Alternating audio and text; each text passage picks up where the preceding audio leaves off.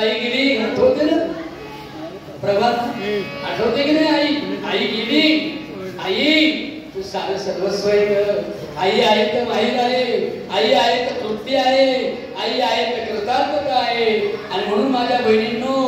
आईच माझा कृष्ण आहे असा एक अर्थ होतो आता काय होतो आणि माझे वडील तेही माझा कृष्ण आहे ते माझा खूप सन्मान करतात त्या बापाशिवाय जगावं वाटत नाही ना बाप माझा वड आई माझी वडदाई ग बाप